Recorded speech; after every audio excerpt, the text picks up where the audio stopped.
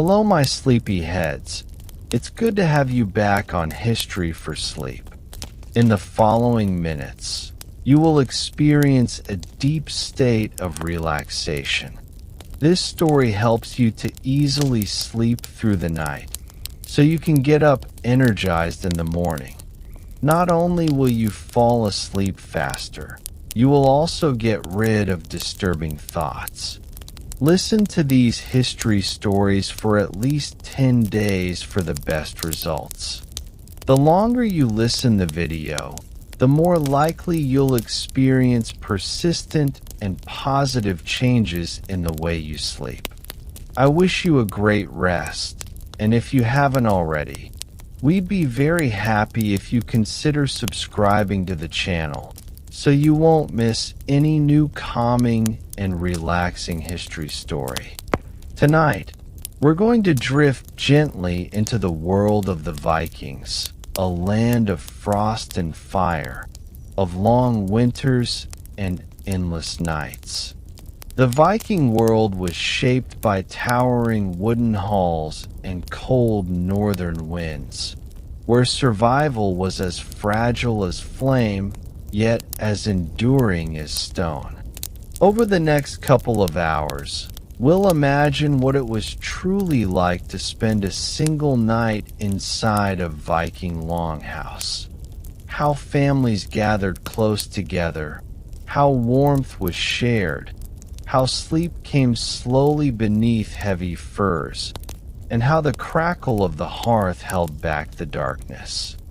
But before you get comfortable and let your mind drift into this ancient world, I'd love it if you could take a gentle moment to like this video and subscribe.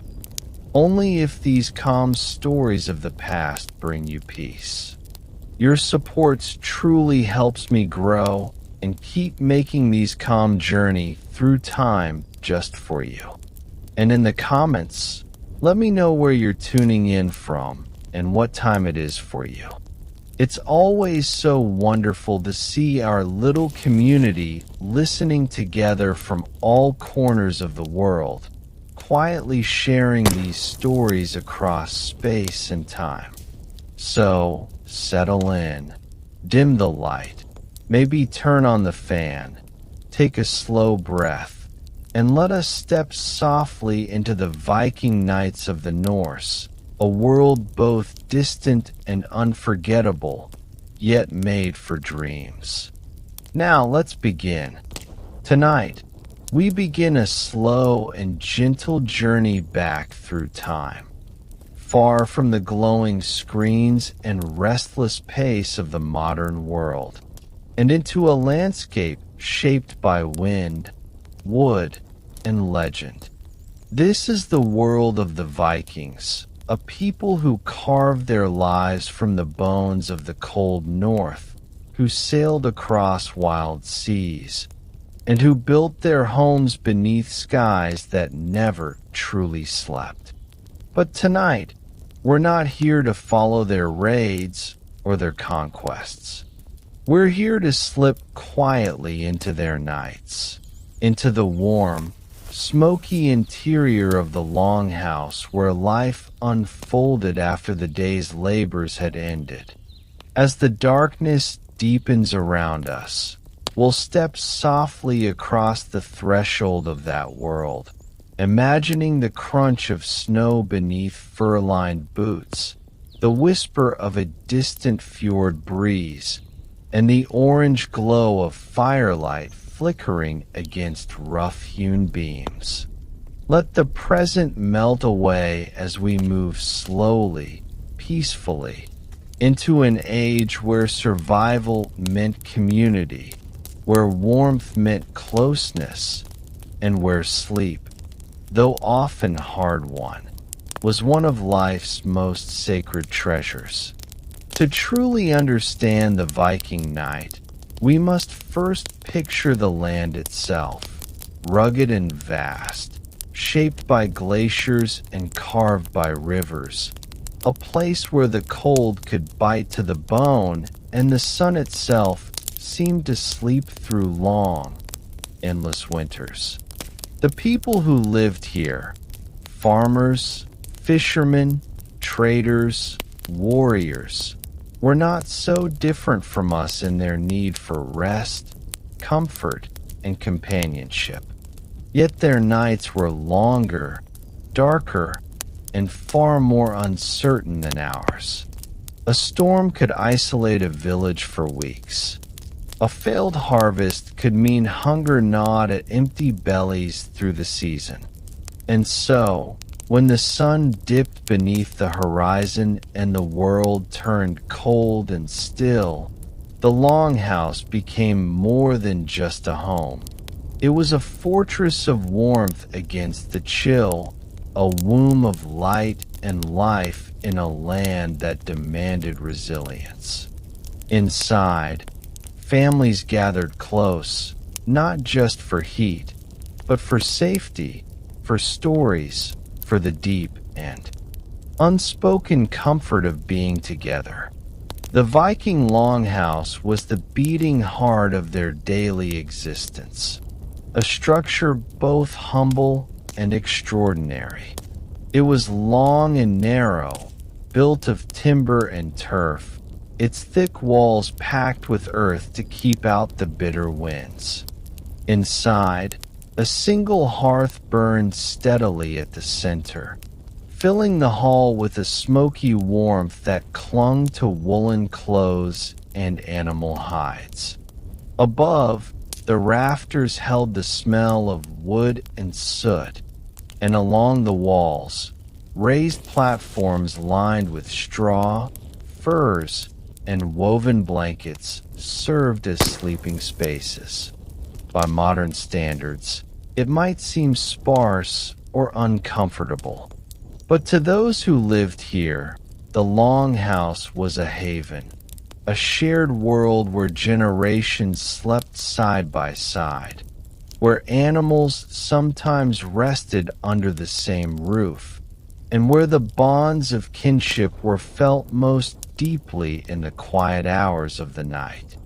As twilight stretched its pale fingers across the horizon, signaling the end of another hard day, life inside the Longhouse began to slow. The animals, sheep, goats, perhaps even a cow or two, were herded indoors, their warmth a precious gift against the icy air. Children tumbled about the packed earth floor, their laughter softening as tiredness set in. The older members of the household, faces lined with years of winters past, settled by the fire to weave or mend, their fingers moving slowly in the dim light. The smell of stew, barley, root vegetables, perhaps a scrap of salted meat, hung in the smoky air. And as night deepened, the rhythms of the Longhouse shifted. Words grew fewer, movement slowed. The outside world, wild and cold, was forgotten. Here, in this enclosed, flickering space, time itself seemed to exhale and rest. Sleep, for the Vikings, was not just a necessity. It was a ritual woven into the fabric of their survival. The world beyond those timber walls could be harsh and unforgiving. Days were long and filled with toil, tending fields, mending nets, crafting tools, preparing stores for the long months when the earth would freeze. By the time darkness claimed the sky, exhaustion was a constant companion. Yet sleep was also a sacred act, a chance to surrender one's body to the rhythm of nature and the will of the gods. In the stillness of the night, dreams were more than just flickers of the mind. They were seen as messages, omens, even glimpses into the realms beyond. To sleep was to rest, but it was also to listen, to allow the hidden world to speak. It's worth remembering that the Viking worldview was steeped in myth and story, and even the act of sleeping was touched by the divine. They believed that fate, woven by the Norns beneath the roots of Yggdrasil, shaped every life, and dreams could sometimes offer a glimpse of the threads yet to be woven. Tales were told of gods like Odin, who sought wisdom through visions and trance, and of spirits that wandered the world by night. Sleep, then, was not merely a pause between one day and the next. It was a liminal state, a bridge between the seen and the unseen. As the fire dimmed to glowing embers and the hall sank into silence, each sleeper was, in their own way, stepping into that mysterious in-between. But even as myths and meanings swirled around them, the practical realities of Viking sleep were deeply human. Privacy was almost non-existent. Families, sometimes 3 generations deep, shared the same space, lying side by side on raised benches or simple beds. Children often slept close to their parents, while servants or distant relatives might curl up near the hearth. It was crowded, sometimes noisy, often filled with the sounds of breathing, snoring, and shifting bodies. Yet this closeness was its own kind of comfort. It reminded each person that they were part of something larger, a family, a clan, a community bound by necessity and love. The darkness outside could last for months in the far north, and within that darkness, the Longhouse became its own universe. The sounds of the night, the wind howling across the fjord, the creak of wood in the frost, the distant bark of a dog, were softened by the thick walls and the hum of life within.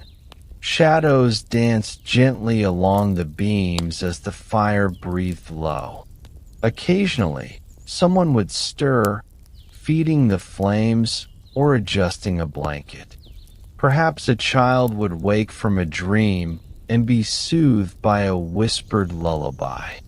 But mostly, the hall remained still, a cocoon of breath and warmth suspended in the heart of the northern night. It's easy, from our modern perspective, to think of this world as harsh or primitive. But there was a kind of beauty in its simplicity, a rhythm to life that was deeply connected to the earth, the seasons, and the cycles of nature.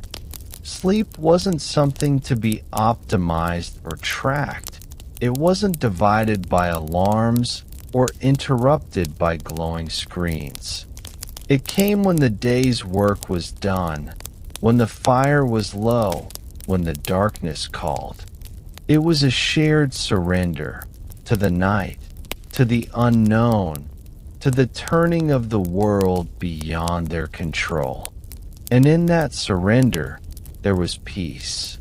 As you lie here listening, perhaps you can imagine the sensation of settling down in that longhouse. The rough texture of wool beneath your hands, the weight of furs piled over your body, the faint scent of smoke clinging to the air.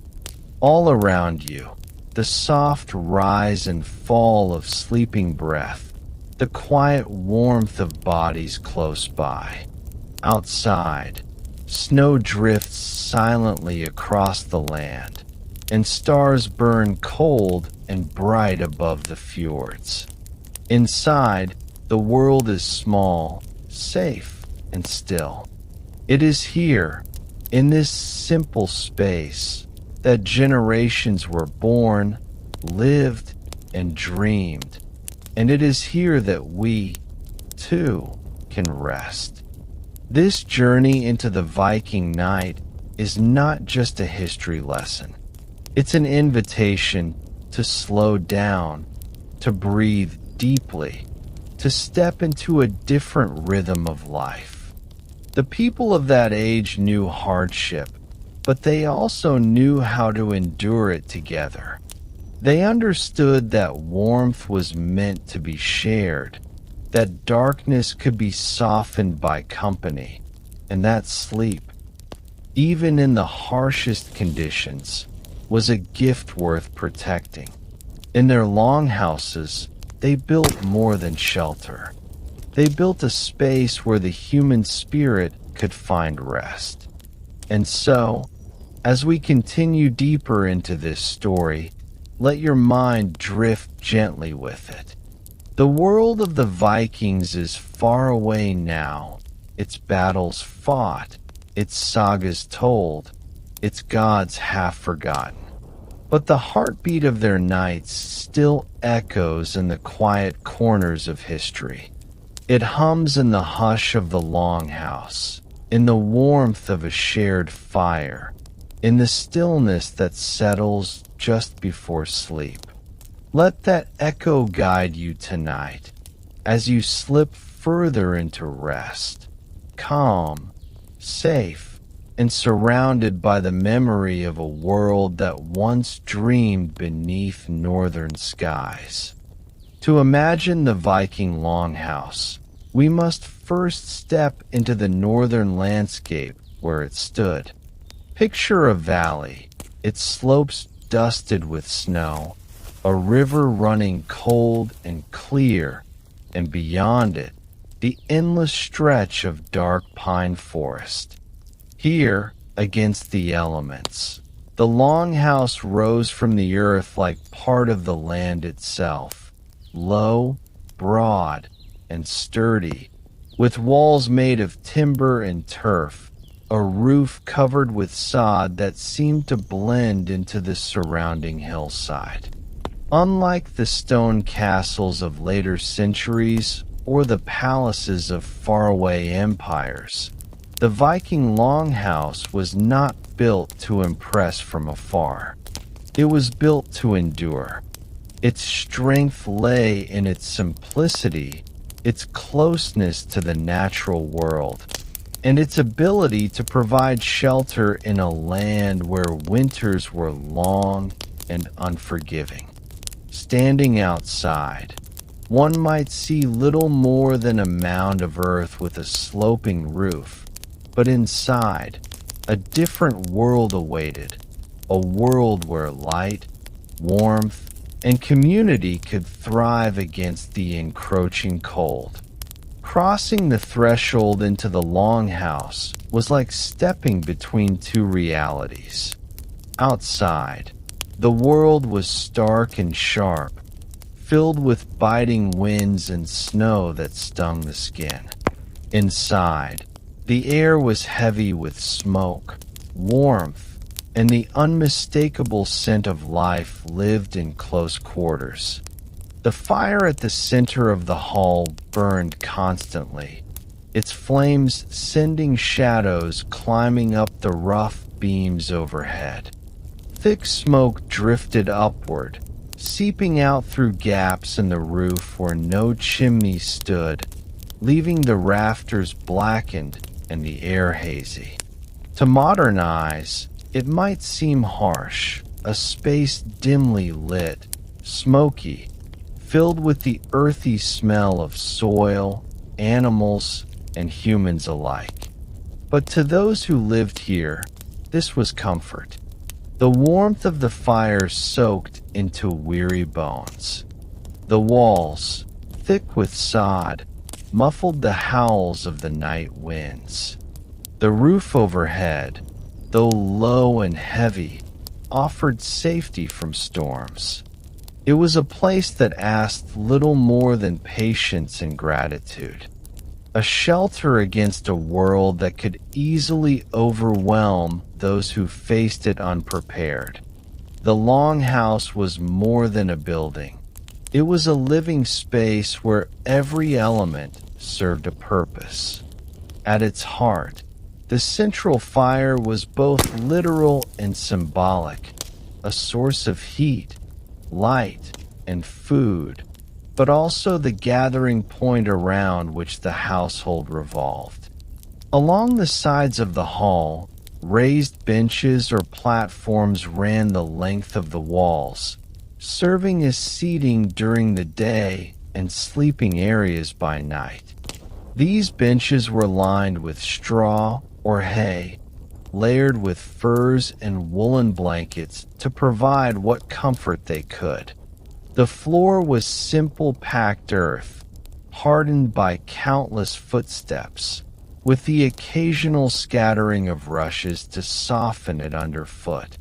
Everything about the longhouse was practical, yet within its simplicity lay a certain beauty, a rhythm of life shaped by necessity, yet infused with warmth, kinship, and tradition. The longhouse was not grand, but it was enduring, and in its endurance, it offered something even greater than beauty. It offered survival. Imagine, for a moment, the soundscape of a Viking longhouse. At first, there is the constant crackle of the fire, its rhythm soft and hypnotic. Then, the gentle murmur of voices, sometimes hushed, sometimes lively, weaving through the smoky air. Beyond that, the muffled movements of animals, the shifting of hooves, the lowing of cattle, the soft bleating of goats resting near the entrance. In the quiet hours, you might hear only the soft rustle of someone turning in their sleep, the faint clatter of a pot settling by the fire, or the sigh of wind pressing against the sod roof. It was not silence, not truly, but it was a harmony of sounds that became a kind of lullaby to those who lived within. For a child growing up in such a place, these sounds meant safety, the sure knowledge that the fire was burning, the family was near, and the walls held strong against the night. The light inside the longhouse was just as distinctive. With no windows as we know them today, illumination came primarily from the fire and from small oil lamps carved of stone or shaped from clay. Their glow was soft and flickering, casting long shadows across the walls. During the day, faint light might filter in through the smoke holes or the doorway, but the hall remained dim, its corners swallowed in shadow. This twilight quality gave the space an almost dreamlike feel, as though life inside the longhouse moved at a slower rhythm, untethered from the sharp brightness of the outside world. It was a world of half-light and ember glow, perfectly suited for storytelling, for quiet tasks done by hand, and for the gentle unwinding that led toward sleep. To close your eyes in such a place was to feel cradled by the very air, wrapped in the stillness of shadow and smoke. Though built to be practical, longhouses were also deeply symbolic. They were the center of a family's identity, the space where ancestors were remembered and where generations overlapped in shared memory. The very structure mirrored the Viking way of life, long, narrow, and communal, like the ships they sailed across stormy seas. To step into a longhouse was to step into the story of a family, a clan, a people bound together by both blood and necessity. The walls held the echoes of laughter, the strains of song, the murmured prayers to gods who watched over the hearth. Here, In the mingling of warmth and shadow, the past and present intertwined, and the longhouse became something greater than a shelter. It became a vessel for memory, carrying the lives of its people through the relentless tides of time. The architecture of the longhouse, though simple at first glance, revealed a remarkable understanding of the environment. Its long, low shape resisted the force of northern winds. Its sod-covered roof provided insulation, keeping heat inside during winter and offering a measure of coolness during summer.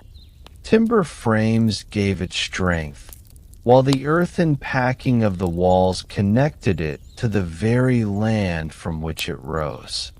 In some regions, stone was used as a foundation, anchoring the building against shifting ground. These choices were not made for appearance, but for endurance. A well-built longhouse could last generations, repaired and adapted as the years wore on. For those who lived within, the building was not just shelter, it was a companion, a presence as constant as the earth itself. Its beams creaked like a voice in the night, its roof breathed with the weather, and its walls stood steadfast, season after season, while families grew and changed within. Life in the longhouse was not always comfortable. Smoke clung to everything, seeping into hair, clothes, and skin. The air could be heavy, the space crowded, the warmth uneven as fires burned low in the night. Yet for all its hardships, the longhouse was a place of security. Compared to the icy winds and the long dark of winter outside, it was a sanctuary. Children nestled into piles of fur, drifting to sleep to the rhythm of the fire's crackle. Elders dozed near the hearth, their dreams shaped by long memories. The younger members of the household finished small tasks, spinning wool, carving tools, while listening to sagas told in low, steady voices.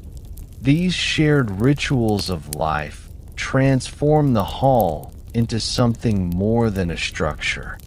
It was the very center of existence, a world within the world, where every breath, every laugh, every whispered prayer left its trace in the smoke-stained beams above. The longhouse also served as a gathering place beyond the immediate family. Guests might be welcomed in, offered food, a place by the fire, a share of the warmth. Hospitality was a sacred duty in Viking culture, and the longhouse embodied this principle. Its central space was large enough to host feasts, celebrations, and even moments of solemn ritual. In the glow of firelight, the hall could transform, from quiet shelter to lively gathering place, from a cradle of sleep to a stage for stories that would echo for generations. Each beam, each plank, each layer of sod carried not only the weight of snow and storm, but the weight of memory, of community, of lives bound together beneath its roof. If you listen closely to the silence of the past, you can almost hear it.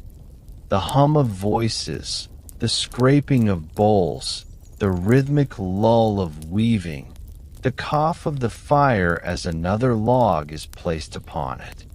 These were the sounds that filled the longhouse every day, weaving together the tapestry of life. At night, those sounds would soften into the deep stillness of rest. The fire dimmed, Conversations hushed. Dreams took hold. And through it all, the Longhouse stood, enduring, steadfast, cradling the lives within as tenderly as a mother might cradle a child. In this way, the Longhouse was not just a shelter of wood and smoke. It was a womb of memory, carrying the hopes and fears, the loves and labors of an entire people into the future. So when we think of the Vikings, we might picture their ships, their battles, their voyages across distant seas. But for every journey outward, there was a return, back to the Longhouse, back to the fire, back to the familiar walls that had witnessed countless nights. It was here, in these halls, that their true lives unfolded, not in the flash of battle, but in the slow rhythms of family and community, of rest and renewal. The Longhouse was where they dreamed, where they told their stories, where they prepared to face the world again when morning came. And tonight, as we drift deeper into this journey, it is here that we too will linger, wrapped in the soft glow of the hearth, lulled by the steady breath of sleeping kin, carried by the timeless comfort of wood and smoke. And as you let your eyes grow heavy, imagine yourself lying within such a hall. The fire glows faintly, the air warm and scented with smoke. Around you, others rest, their breathing steady, their bodies still. Outside, the world is vast and cold, but here, you are safe, enclosed by walls that have stood through countless storms. The roof above holds the weight of snow, but it also holds the weight of memory, of lives lived in quiet endurance. The Longhouse, simple and enduring, becomes more than a home. It becomes a dream itself, a dream of warmth in the cold, of light in the dark, of life persisting through every season. And as we rest here, together in this ancient space, we, too, become part of that dream, carried by the shelter of wood and smoke into the gentlest sleep. As the fire in the center of the Longhouse burned low and the outside world fell silent under the weight of night, the Viking household began its slow retreat into rest. Sleep did not come all at once, but gradually, as tasks wound down and the rhythm of the hall shifted from movement to stillness. Families did not separate into individual rooms, as we might expect today. Instead, they drew closer, gathering on long wooden platforms that lined the sides of the hall.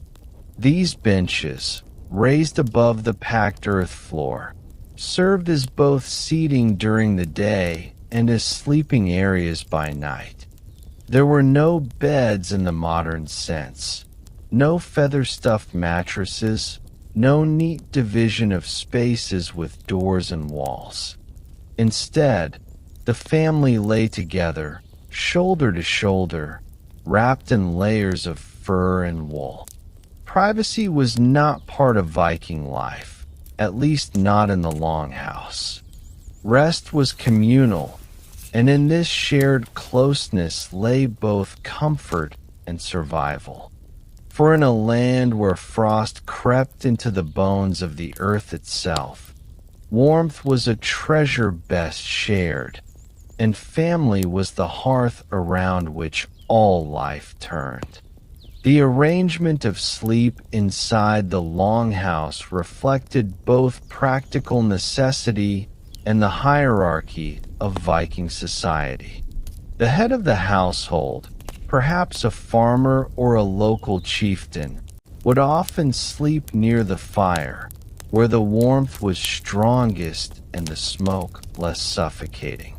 Close by, his wife and children would settle, their smaller bodies nestled into furs, comforted by the nearness of their parents.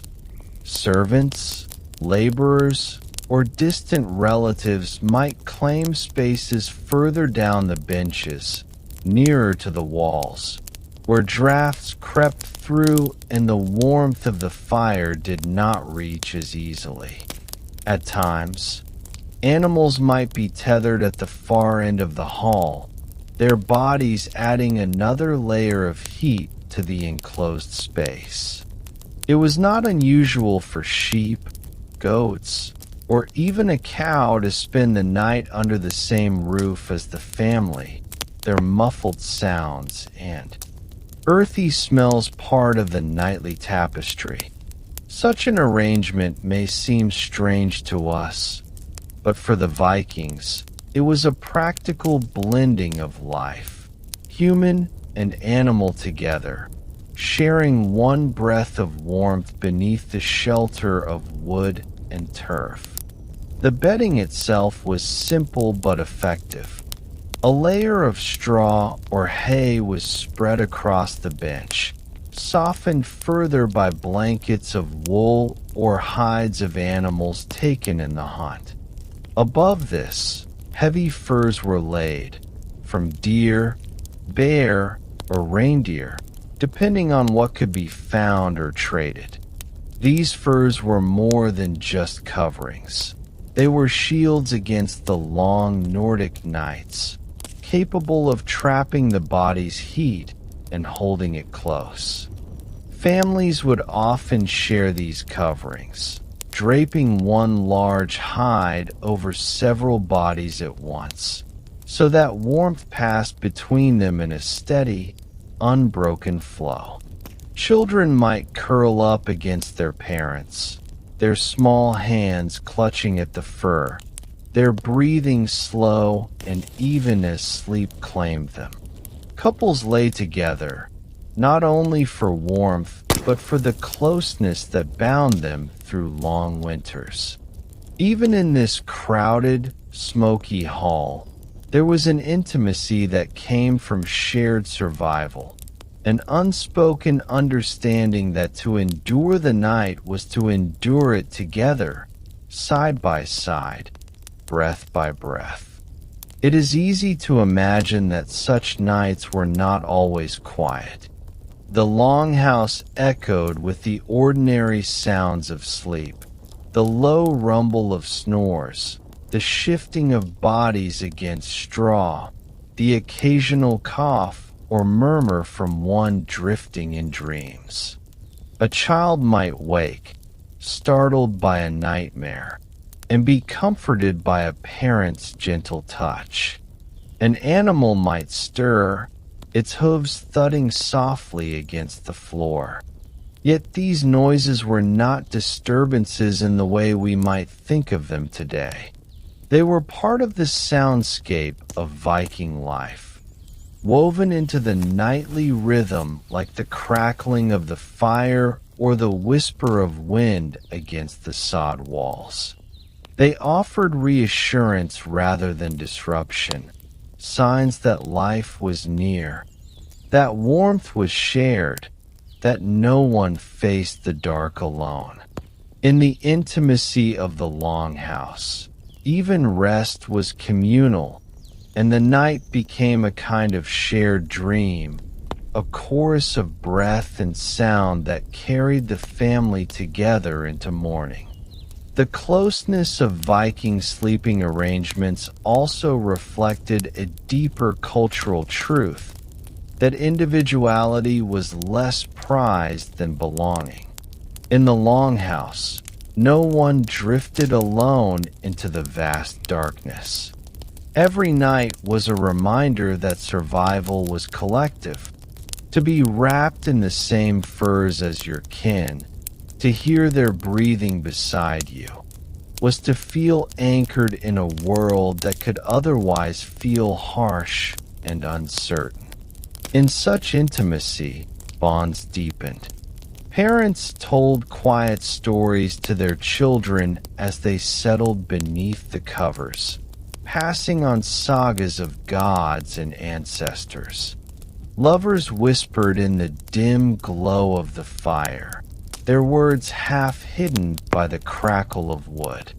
Even the silence of sleep carried meaning, a stillness born of trust, of the simple knowledge that one could close their eyes and rest because others were near. This closeness was not only physical but spiritual, a nightly ritual of togetherness that bound the family into one body of warmth and breath. To imagine sleeping in a Viking longhouse is to set aside the comforts of modern life, the private bedroom, the soft mattress, the silence carefully cultivated by walls and doors. Instead, imagine lying on a bed of straw, the air heavy with smoke and the scent of wood, the warmth of bodies pressing close on either side. Over you lies a heavy fur, rough yet comforting, weighted like the embrace of the earth itself. In the distance, you hear the faint shifting of animals, the low murmur of someone still awake. The fire's glow paints the beams above with orange and shadow. Slowly, your breathing falls in rhythm with those around you, and sleep comes not as an individual retreat, but as a collective surrender. You are part of the longhouse now, part of its breath, its warmth, its dream. The night outside may be vast and cold, but within these walls, you are held, not by solitude, but by the closeness of family and the shelter of furs. This shared sleep also shaped the way Vikings dreamed. In the dim silence, stories and beliefs wove themselves into the minds of sleepers. Dreams were thought to carry meaning, omens of the future, whispers from gods, glimpses of the unseen. To wake in the night and share a dream with those nearby was common, the telling itself a small ritual. Perhaps a child dreamed of Thor's hammer striking lightning into the sky, or an elder dreamed of ancestors calling from distant shores. Such dreams were not private, but belonged to the community, woven into the larger tapestry of myth and memory that guided their lives. And so, even in slumber, the Viking family remained together, not only through warmth and breath, but through the stories that slipped from sleep into waking life, adding depth to the sagas that were told by the fire come morning. There is something profoundly human in this way of resting, in the idea that sleep was not a solitary escape, but a shared experience. In modern life, sleep often feels private, even isolating. Yet in the Viking longhouse, it was a continuation of community. Every night, the family created a circle of warmth, a shield against the darkness. Within that circle, generations dreamed together, their lives overlapping in a way that blurred the boundaries between self and kin. The longhouse itself became a kind of cradle, rocking its sleepers through the night, its beams and walls holding them like arms. To drift off in such a place was to know that you belonged to the land, to your family, to the unbroken rhythm of tradition that carried life forward. It was not perfect comfort, but it was enough. And in that enoughness lay a kind of peace that is easy to forget in the noise of modern nights. The presence of animals within the longhouse added another layer of closeness. Their warmth mingled with that of the family, their sounds blending into the nightly hum. A cow shifting in its stall, a goat bleating softly in its sleep, the faint rustle of feathers from a chicken perched nearby. All of these joined the lullaby of the hall. For the Vikings, animals were more than property. They were companions in survival, creatures whose lives were bound to human fate. To share sleep with them was not strange, but natural, another reminder of the interconnectedness of life in the North. Children may have rested easier knowing their animals were close, safe from predators and storms.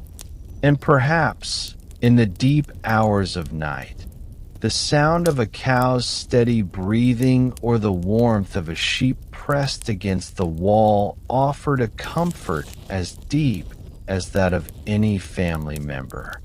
The longhouse was not only for people, but for the whole living community that sustained them. And so, as the Viking family lay beneath their furs, the night carried them gently toward morning. The darkness was long, sometimes stretching for months, but within the longhouse, it felt softer, contained by the rhythm of shared breath and the glow of fire. To imagine this now is to enter a world both alien and deeply familiar.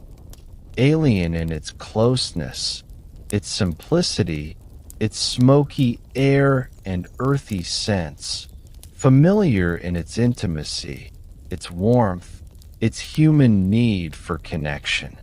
The Vikings slept not as individuals, but as families, their bodies pressed together, their lives intertwined. And as we picture them now, drifting into dreams beneath heavy furs, we too can feel that closeness, the reminder that sleep, at its core, is not just about rest, but about trust, about belonging, about the quiet assurance that when the world grows dark, we are not alone. The longhouse held them through the night, and in imagining it, it can hold us too, cradling us softly into sleep. As the Viking family drifted into slumber, their human warmth was not the only protection against the long night. Around them, within the same longhouse walls, lived the animals that sustained their daily lives. Sheep, goats, cattle, and sometimes even pigs shared the shelter, tethered or pinned at the far end of the hall. To modern eyes, the thought of sleeping in such close quarters with livestock might seem uncomfortable or even unclean. Yet to the Vikings, it was a matter of both necessity and survival. The animals provided more than milk, wool, or meat. Their very bodies radiated warmth, raising the temperature of the hall in a way that could make the difference between comfort and suffering. In the cold stretches of winter, when frost clung stubbornly to the earth outside, this mingled warmth of man and beast became a shield against the relentless chill. The longhouse itself functioned as a shared body, each life within it contributing to the fragile balance of survival. The warmth of animals was especially crucial during the dark months when the sun barely rose above the horizon. Fires could be fed only so long as wood or peat remained plentiful, and in a world where resources had to be carefully managed, No one wasted fuel needlessly. Animals, on the other hand, were living furnaces. A cow's steady breath, the dense wool of sheep, the simple body heat of goats huddled together. All of this helped insulate the hall. Families understood this instinctively. They positioned animals where their warmth would be most useful, balancing human comfort with the need to keep the livestock safe. It was a mutual exchange. Humans protected the animals from predators and storms, while the animals lent their warmth to humans in return. This partnership was not sentimental, but practical.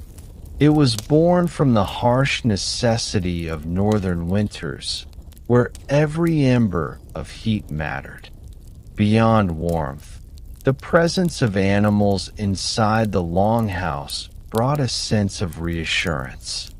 The low rumble of a cow shifting in its stall, the muffled bleat of a goat, the faint rustle of chickens settling on their perches. These sounds were as much a part of the night as the crackle of the fire.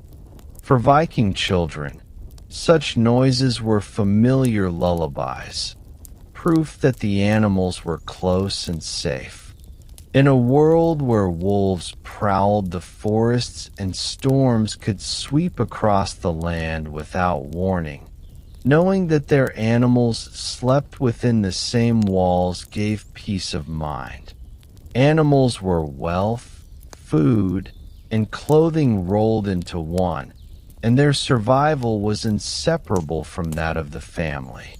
To lose them to the cold or to predators was to risk hunger and hardship. Thus, their nearness in the longhouse was not merely tolerated, but cherished as part of the nightly rhythm of life. Yet, sharing sleep with animals was not without its discomforts. The smell of manure, the dampness of straw, the occasional restless movements of tethered creatures, these were inevitable companions.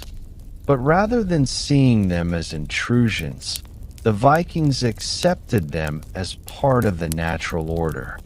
Their lives were steeped in practicality, and the idea of keeping animals in a separate barn, detached from the warmth of the household, would have seemed wasteful. The longhouse was built for living and for survival, and that meant weaving the lives of humans and animals together. Over time, the smell of livestock became familiar rather than offensive, part of the earthy fragrance of the home itself, with smoke, damp turf, straw, wool, and the living breath of cattle. It was not luxury, but it was life, and it bound the household together in a single space of shared endurance. In the dim hours of night, these animals became companions in more ways than one. A child might stir from sleep and hear the steady breathing of the cow in the shadows, its warm body shifting gently. That sound was not frightening but comforting, a reminder that the household was whole. The animals represented security: milk in the morning, wool for clothing, meat if the need became dire. To listen to them was to listen to the promise of survival. In sagas and folklore, animals often played significant roles, not just as beasts of burden, but as spiritual symbols and companions of the gods. To the Vikings, then, the presence of animals in their home carried both practical and symbolic weight. Their nearness bridged the gap between the natural and human world, reminding the family that their fate was tied to the rhythms of every living creature. During the coldest stretches, When snow piled high against the walls of the hall and the wind howled like wolves outside, the warmth of animals could feel like a gift from the gods. Families huddled closer together under their furs, while the steady presence of cattle and sheep added another layer of comfort. The longhouse, filled with breath and warmth, became a living organism, pulsing gently through the night. Even the fire, though central, could not match the consistency of animal warmth. A fire needed tending. It could burn low or sputter out. But the bodies of animals radiated a slow, steady heat, carrying the household through the hours when flames dimmed. In this way, livestock were as vital at night as they were in the day. They were silent guardians, keeping the chill at bay, helping families endure what might otherwise have been unbearable cold. Animals also helped establish a nightly rhythm within the longhouse. The shifting of hooves or the low bellow of a cow might stir sleepers in the early hours, marking the passage of time. At dawn, the sounds of livestock waking often preceded those of humans, pulling the household gently back toward morning tasks. Sleep in the longhouse was rarely uninterrupted, yet these stirrings were part of a familiar pattern. They reminded everyone that life was continuous, that even as humans slept, the animals remained vigilant in their own way. To rise in the morning and tend to the creatures was not a chore, but a duty woven into survival. The bond of shared nights reinforced this relationship. By sleeping under the same roof, humans and animals lived as one community, each dependent on the other. This nightly companionship also shaped the emotional landscape of Viking households. The animals were not pets in the modern sense. They were working creatures, bound by utility. Yet closeness bred familiarity, and familiarity bred care. A child who grew up falling asleep to the sound of a particular cow's breathing might feel a bond with it as strong as any friendship. Families knew their animals intimately, not just by appearance, but by sound, by movement, by the rhythm of their lives. In an age when survival hinged on such bonds, affection and necessity were not easily separated. Love for animals was expressed not through sentimentality, but through constant attention, feeding, tending, and keeping them safe through the long nights. This bond of survival, reinforced nightly in the shared shelter of the longhouse, deepened the connection between humans and the animals they depended on.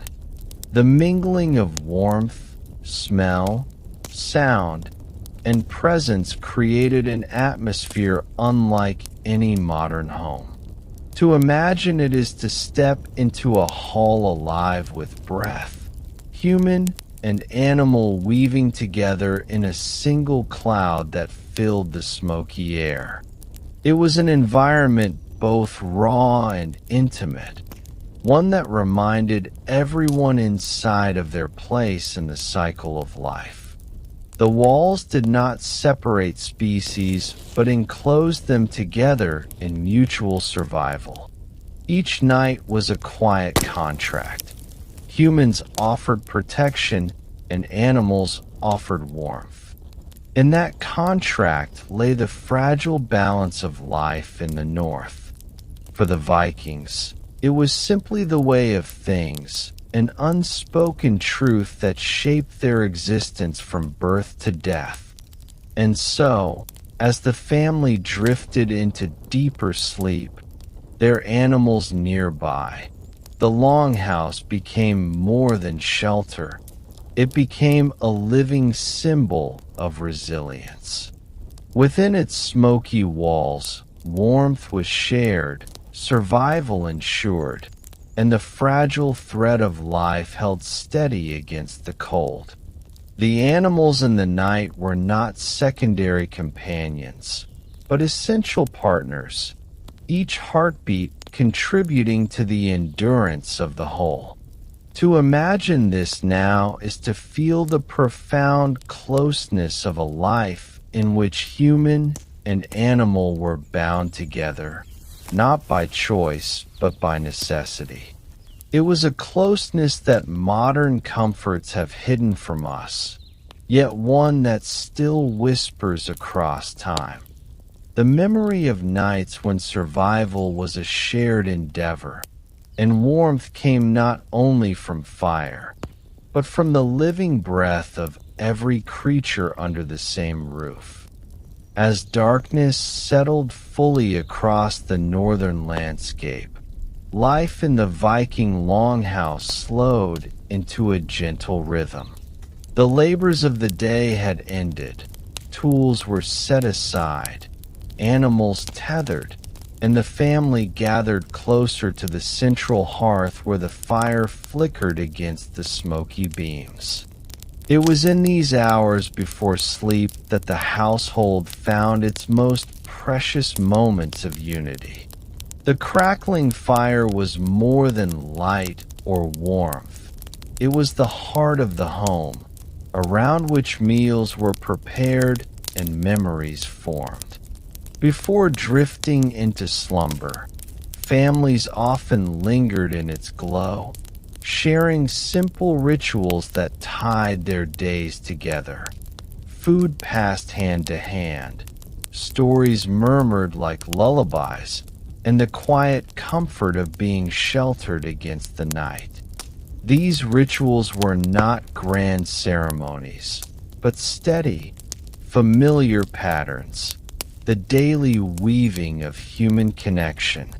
Food, even in its simplest form, was central to these pre-sleep gatherings.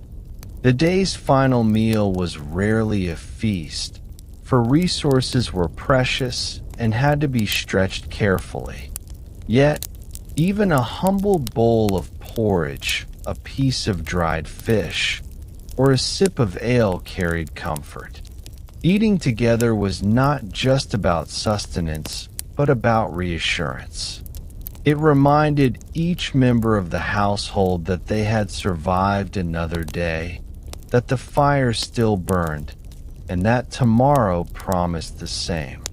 Children sat drowsily, clutching wooden bowls, while adults ate slowly, sometimes in silence, sometimes with murmured conversation. In wealthier households, meat might simmer in iron cauldrons, its scent filling the hall, but even the poorest longhouse found some small comfort to share. Food, no matter how plain, marked the closing of the day, a final act before the body surrendered to rest. The fire played its own role in this nightly ritual. It was carefully tended, fed with peat or wood so that it would smolder through the night. Flames were not allowed to blaze too high, for fuel was scarce and sparks could bring danger. Instead, the fire glowed low and steady, a living presence that everyone trusted. Around it, families warmed their hands and faces, letting the heat seep into their bones before retiring under heavy furs. The sound of crackling embers created a soothing rhythm, a kind of natural lullaby that accompanied the household into sleep. In many ways, the hearth was the household's guardian. Without it, the cold would seep too deeply, and the shadows might feel overwhelming. With it, the night seemed less threatening. To end the day without tending the fire would have been unthinkable. It was as essential as breath itself. After the final meal, voices often rose in quiet storytelling. These were not stories told hurriedly, nor were they always meant to entertain in the way we might think today. They were spoken slowly, like threads unwinding, tales of gods and heroes, of ancestors and spirits. A grandfather might recount how Thor once defended mankind from giants, his hammer striking with thunderous force. A mother might soothe a child with gentle tales of Freya's beauty or Odin's wisdom. These myths were not just amusements, but explanations of the world, carrying lessons about courage, honor, and survival. The stories reminded listeners of their place in a wider cosmos, one where gods walked among mortals, and fate was as real as the fire's warmth. In this way, the act of storytelling before bed offered both education and comfort, soothing the mind while preparing the spirit for rest. Not all stories were grand myths, however. Some were simple family recollections, passed from one generation to the next. Elders spoke of journeys across the sea, of winters harsher than this one, of harvests abundant or meager. Children listened, eyes heavy with sleep, as their world expanded beyond the walls of the longhouse. These quiet stories tethered families to their past, ensuring that names and deeds were never forgotten. They also served as gentle reminders that survival was possible, even through the hardest winters, because their ancestors had endured. This blend of myth and memory created a unique tapestry where divine legends and human struggles intertwined seamlessly. For the drowsy listener, drifting into sleep, the boundary between myth and reality blurred, and dreams carried them to both realms at once. Alongside stories, songs sometimes filled the smoky hall. A low chant, a soft hum, or a simple rhythm tapped against what could calm restless children and soothe weary adults. Music was not an ornament in Viking life, but an integral part of memory and ritual.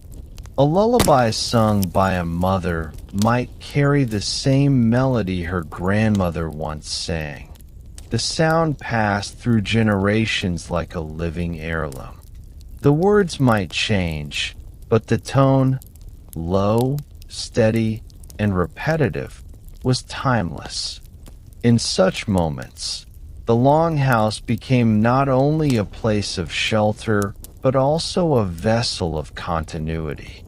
Every note, every word of these songs reminded the family of their place in an unbroken line stretching back through time, strengthening their sense of belonging before the night claimed them in rest. The rituals before sleep also carried a sense of spiritual watchfulness. The Norse believed in unseen forces, some protective, others menacing. Before settling in for the night, small offerings might be made to household spirits or deities. A drop of ale set aside, a whispered word of thanks for the day's survival. Such gestures were not elaborate, but heartfelt. They reflected a belief that life was precarious, balanced on the favor of gods and spirits who moved through the unseen world. For the Vikings, sleep itself was a vulnerable state, a time when the soul might wander or dreams might carry messages from beyond. To honor the gods and spirits before sleep was, in a sense, to ask for safe passage through the night.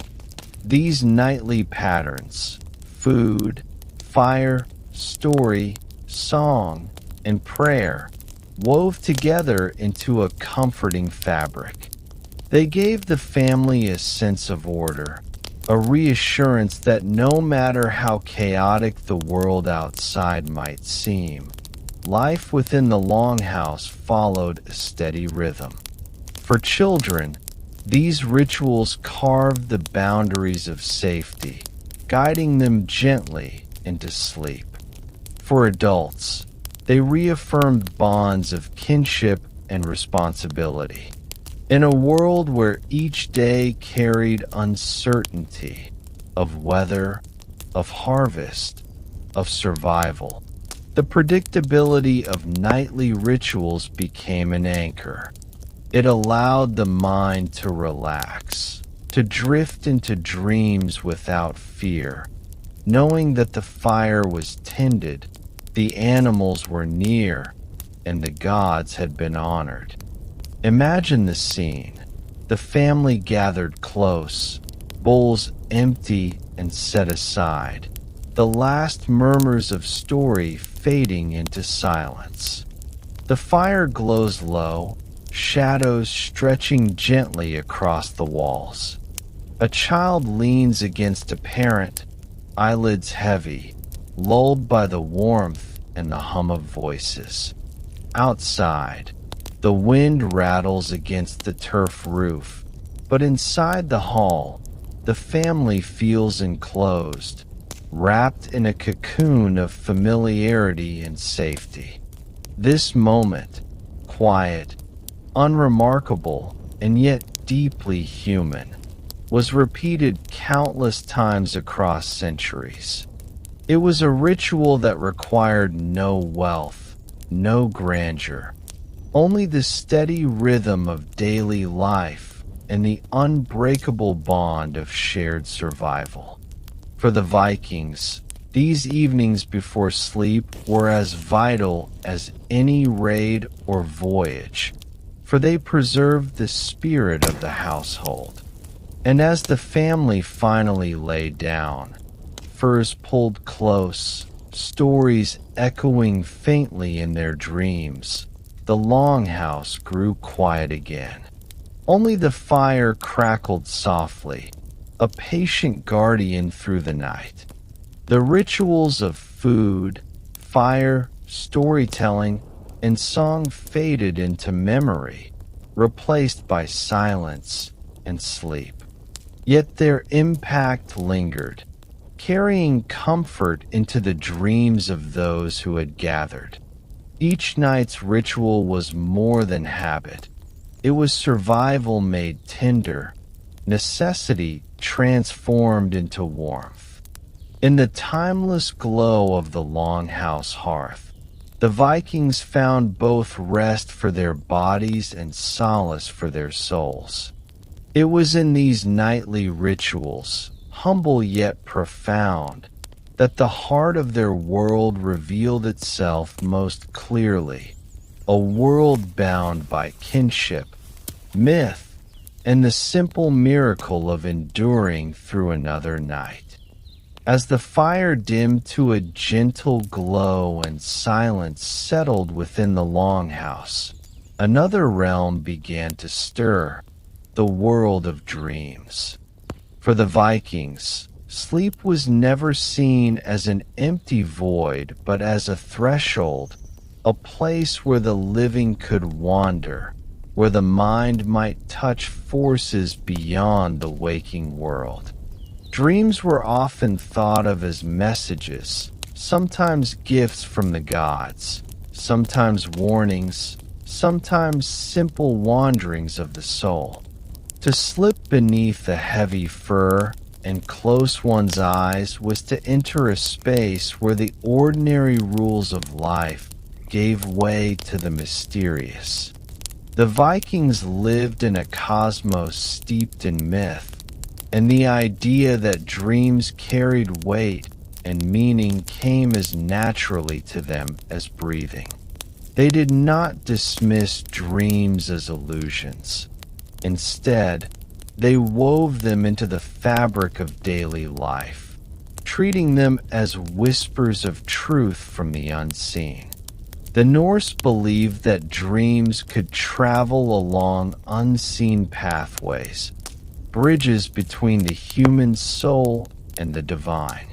A dream might come from Odin himself, the wise Allfather who sought knowledge in every hidden corner of the cosmos.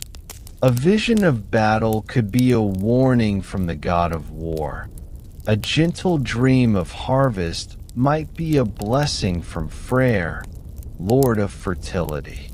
To dream was to be touched by forces far larger than oneself, and thus dreams were not taken lightly.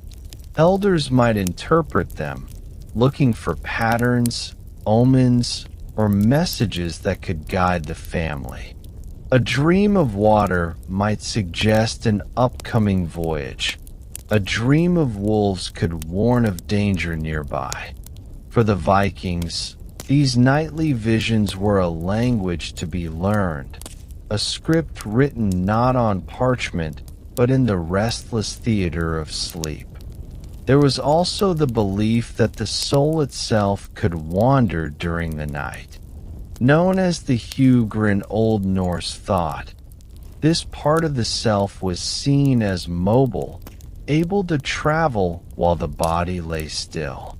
Dreams, then, were sometimes thought of as journeys, moments when the Hugr roamed into other realms, meeting spirits, gods, or even the souls of the departed. Such journeys could be enlightening or unsettling. To dream of a loved one already passed was to believe that their spirit had truly come near. To dream of a faraway land might mean that part of one's soul had traveled there. This sense of wandering gave dreams a sacred weight. Sleep was not just rest. It was a passage, a nightly adventure into hidden worlds where the veil between the living and the unseen grew thin. Of course, not all dreams were kind. The Vikings also feared the presence of night spirits, beings that could slip into the hall and trouble the sleeping. Among them was the Mara, a shadowy creature believed to press down upon sleepers, stealing their breath and filling their dreams with dread. This old belief gives us the word nightmare. To awaken in the night with a sense of suffocation or terror was to believe the Mara had visited. Against such beings, families relied on charms, prayers, and the protective strength of the hearth fire. Even so, the fear of night spirits added a layer of mystery to Viking sleep. Dreams were not only messages but battlegrounds, places where unseen forces might test or trouble the soul. To sleep was to surrender to both comfort and danger, to open oneself to what lay beyond human control. Yet not all spirits of the night were feared. Some were seen as guardians. Household spirits, known as Landvetter or land wights, might linger near the home, offering protection if respected. Families could whisper words of thanks or leave small offerings, asking these unseen companions to keep watch while they slept. The flicker of firelight, the steady breathing of animals, and the nearness of kin were seen as layers of defense, but the unseen guardians were just as important. In this way, The longhouse was not simply enclosed by timber and turf, but by invisible presences, some kindly, some threatening. The Viking world was never empty. It was alive with forces just beyond human sight. To lie down to sleep was to step into that unseen current, trusting in gods, spirits, and family to keep the household safe until dawn. Dreams themselves often reflected the values and concerns of Viking life.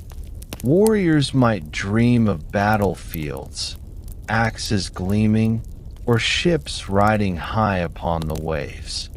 Farmers might dream of fields heavy with grain or animals wandering freely. Women might dream of weaving, childbirth, or gatherings where ancestors offered wisdom.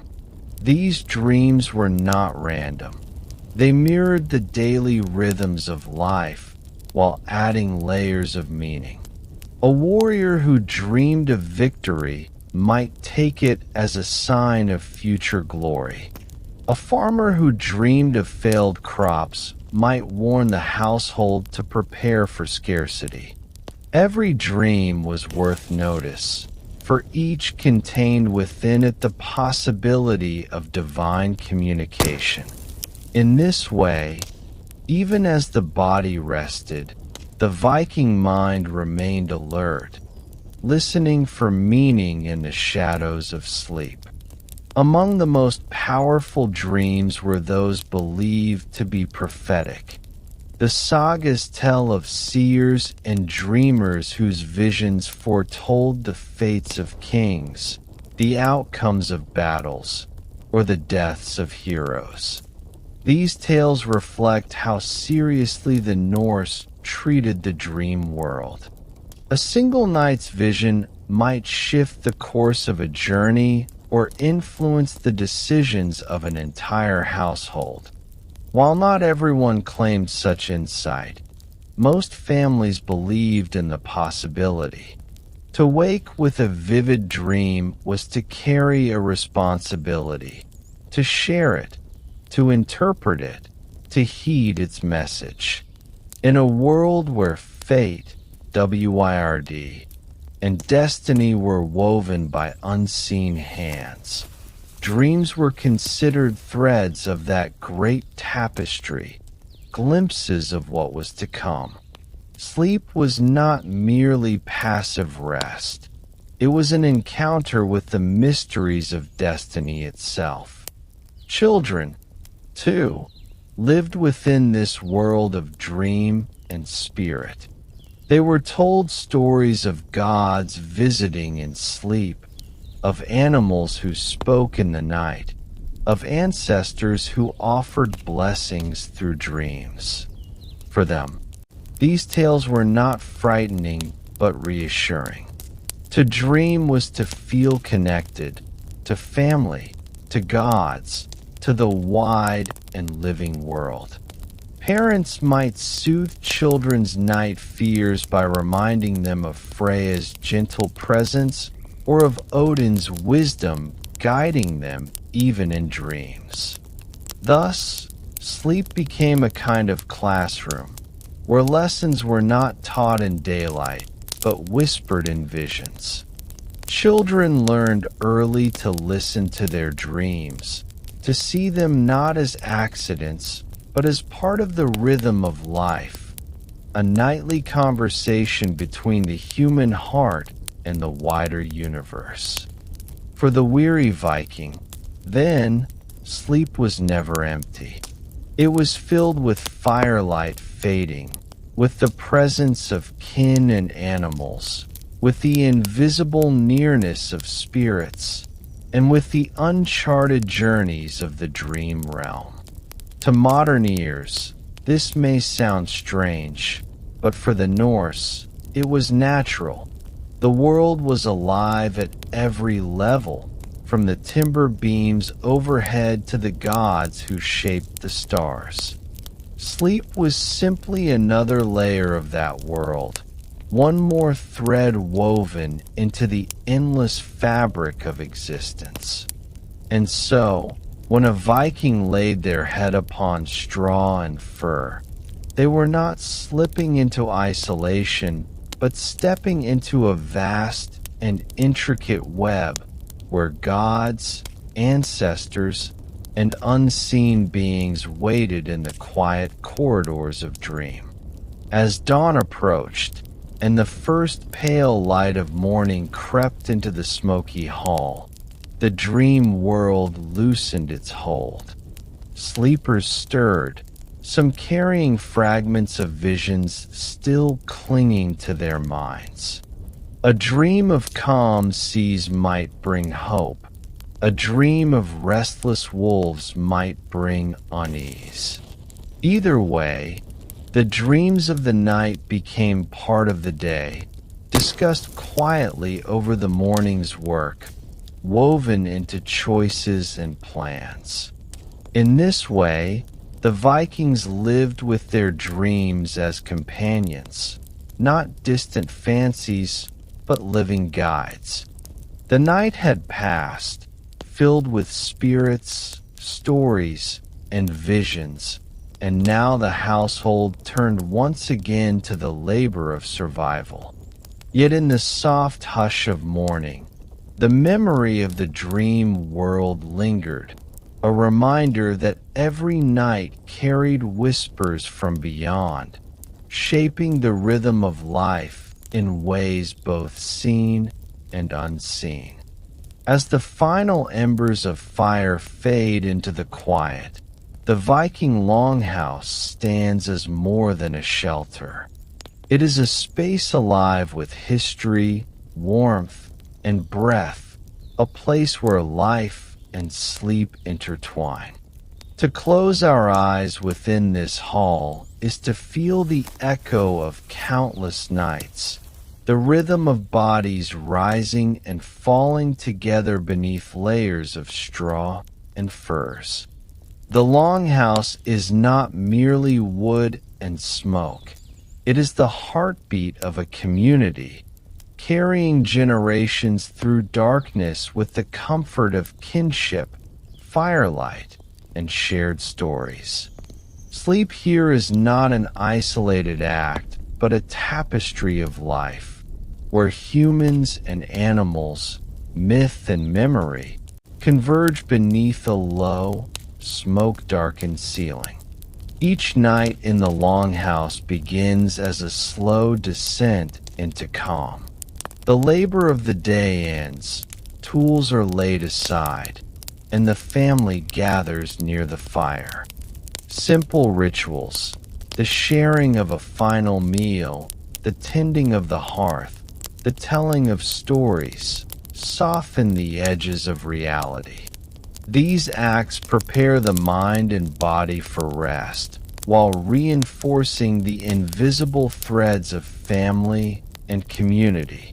Children drift toward slumber in the warmth of a parent's embrace, lulled by the rhythm of breathing and whispered tales of gods, ancestors, and distant lands. Even the animals, tethered at the far end of the hall, contribute to this circle of comfort, their warmth blending seamlessly with human bodies to form a shared cocoon of survival.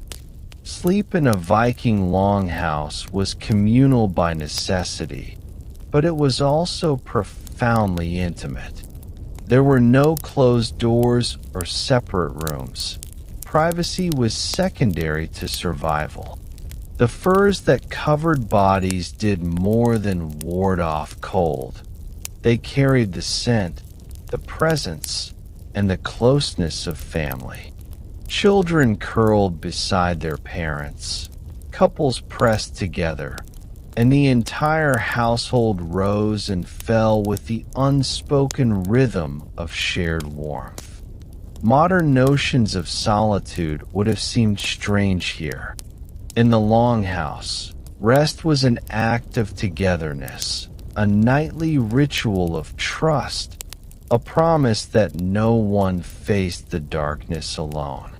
The fire, even as it dimmed, remained a silent guardian of sleep. Its gentle glow painted the beams with shifting shadows, its steady warmth a tether against the chill of the northern night. Flames were watched and nurtured until the household surrendered fully to slumber, ensuring that no one woke shivering, alone.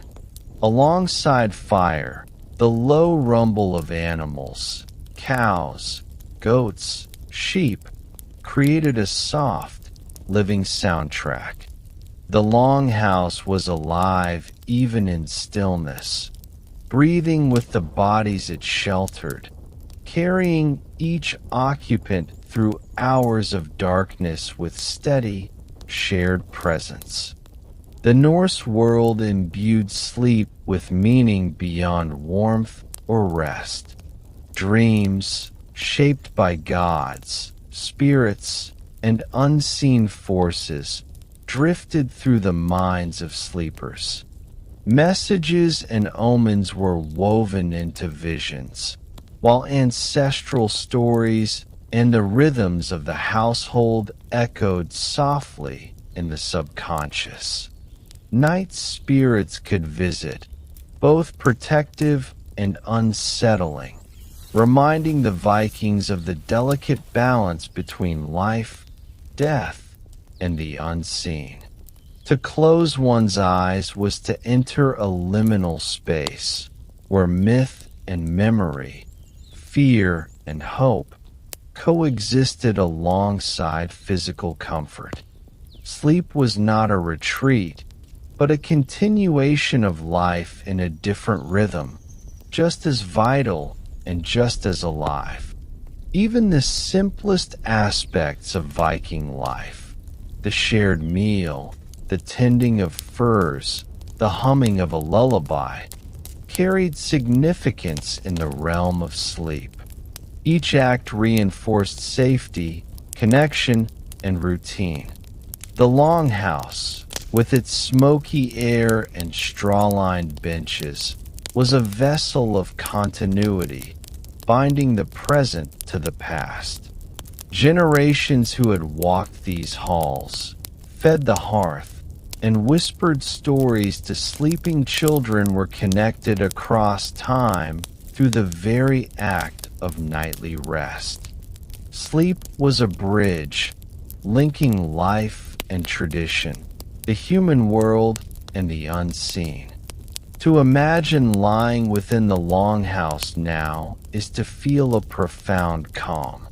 The faint glow of embers, the gentle warmth of furs, the steady breath of family and animals, all of it forms a cocoon that shields against the chill of the external world. The noises that might seem intrusive today, snoring, shifting bodies, the rustle of animals, become lullabies, a gentle symphony of existence. It is a place where every sensation carries comfort, where the rhythm of breathing and warmth aligns with the pulse of history itself. Here, sleep is not hurried or fragmented. It flows naturally, as it always has for those who dwelled beneath these beams. In reflecting on the longhouse as a world of sleep, we see the intricate balance of necessity, ritual, and intimacy. Humans and animals, fire and furs, stories and dreams, all contribute to a sanctuary that is both physical and spiritual. Survival and comfort are inseparable, and the nightly routines of the Vikings illustrate how even the harshest environments can foster profound warmth and security. Sleep is more than a reprieve. It is a continuation of life, a sacred act, and a shared experience that binds generations together beneath the smoke-darkened ceiling. As the night deepens and dreams wander across the minds of sleepers, the longhouse remains steadfast. It cradles its occupants in the rhythm of life, whispers of gods, and the steady presence of those near and unseen. In its simplicity lies wisdom, that closeness, shared warmth, and the quiet rituals of family can transform even the harshest nights into spaces of comfort. To dwell within this world of sleep is to remember that rest is never purely solitary. It is communal, sacred, and profoundly human. The longhouse itself becomes a teacher, showing that survival and tenderness can coexist in every quiet hour. And now, as we drift alongside the Vikings into the calm embrace of night, we carry their world with us. The smoky warmth, the shared furs, the gentle breathing of family and animals, the flickering fire, and the soft echo of stories and dreams. All of it remains, quietly shaping our own descent into sleep. The longhouse stands as a symbol, not just of a distant past, but of the enduring human need for connection, warmth, and ritual. In closing our eyes, we step into that world, held by history, soothed by rhythm, and carried gently toward dreams. And in that stillness, we find a reflection of our own hearts, the longing to rest, to belong, and to be cradled, even for a night, in a world that remembers the simple, profound power of sleep.